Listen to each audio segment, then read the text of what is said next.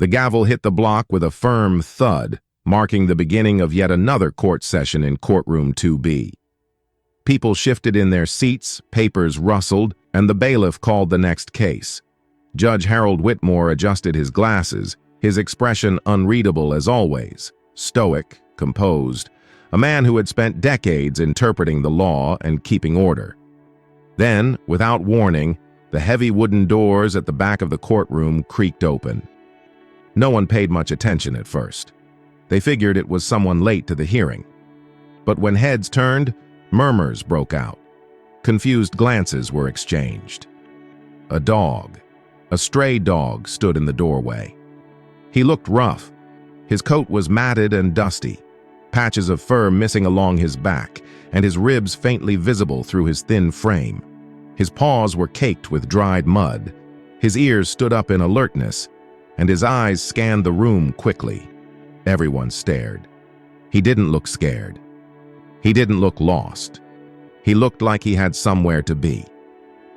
The bailiff started to move toward the dog to escort him out.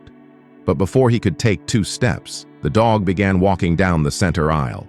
Steady, calm, like he belonged there. The room was silent, a thick tension hanging in the air. Even the judge looked up from the bench, narrowing his eyes. The dog stopped right in the middle of the courtroom, sat down firmly on his haunches, looked up at the bench, and barked. Once, twice, 3 times. Each bark rang out like a bell, echoing against the courtroom walls. Judge Whitmore leaned back slightly, caught off guard. "Bailiff, remove the dog," he said, his voice controlled but clearly surprised. But the bailiff froze. The dog stood up again and turned sharply to the left. His eyes locked on a man sitting in the front row of the gallery, a man in a charcoal gray suit with clean shoes and slicked back hair. He had been calm, unreadable, until now. The dog's body tensed. He lowered his head slightly and growled. It wasn't loud, but it was deep, low, intentional. People turned to look at the man. The growl turned into a bark, sharp and fast. Then the dog lunged. Screams filled the room. Some people backed away. The man stumbled, trying to shield himself, but the dog had already clamped down on his left arm, hard. The bailiff rushed over and wrestled the dog back. The man shouted in pain, his suit sleeve ripped open, and that's when it fell. A small knife, partially wrapped in a blood-stained cloth, tumbled out from inside the torn sleeve and landed on the floor with a metallic clink. Silence. The courtroom froze. The dog backed away, panting hard but no longer aggressive, as if his job was done. Judge Whitmore stood up. "Get that man into custody. Now," he ordered. 2 bailiffs tackled the man to the floor, cuffed him, and hauled him away as the gallery erupted into chaos. The judge banged his gavel. "Clear the courtroom!"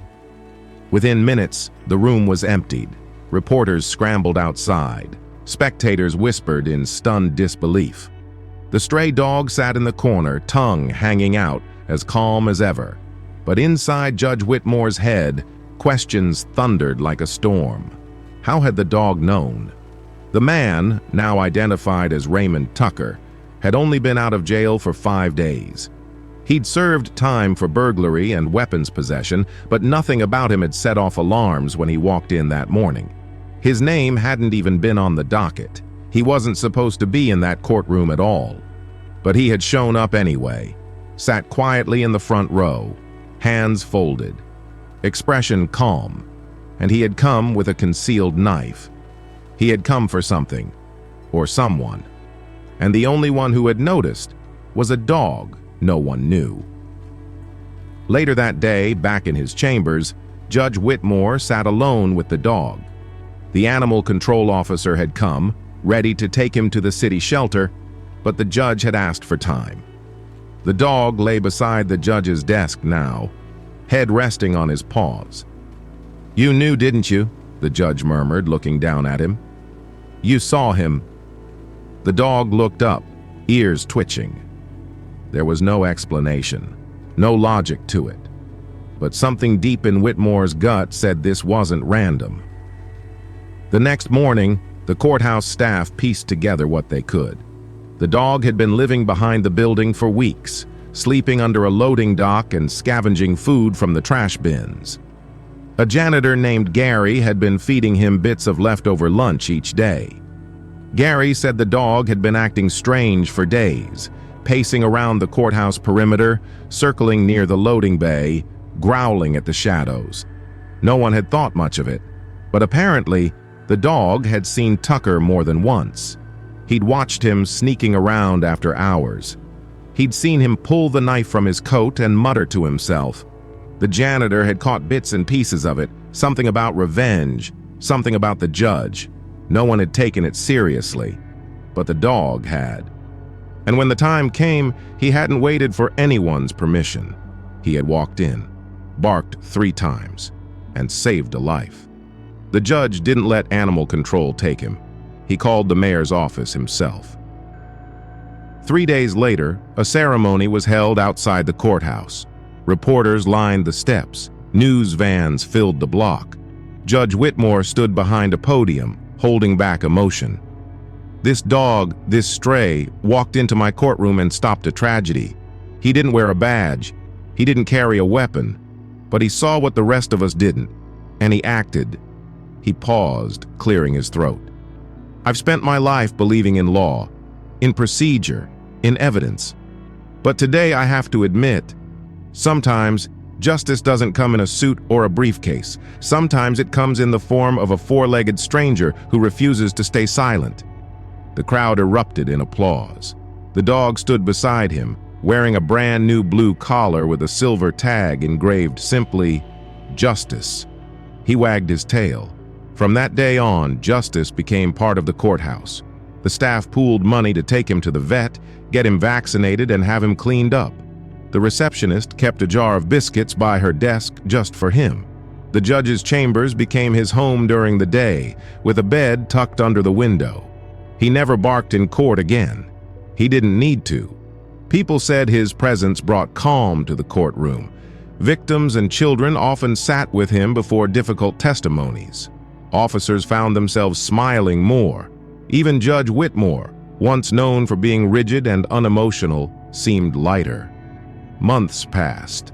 One morning, a mother approached the judge after her hearing. Her son had been caught up in a petty theft charge, and she had been scared, humiliated. But Justice had sat beside her in the hallway, leaning into her lap as she cried. "He made me feel safe," she whispered. The judge simply nodded. Justice had a way of doing that. 1 year after that unforgettable day, Judge Whitmore unveiled a plaque on the front lawn of the courthouse. The plaque bore an image of a dog standing proud, tail high, ears alert. Beneath it were etched the words, "He saw what we didn't." He spoke when it mattered, and he reminded us that courage doesn't always come from the law. It sometimes comes from loyalty. Justice stood beside the plaque that day, watching the crowd. His eyes were gentle, calm, unchanged. And then, just as the judge stepped down from the podium, the dog barked once, clear, confident, and everyone smiled. They knew, they remembered, because in a world full of noise, it took one stray dog's bark to make everyone stop and finally listen.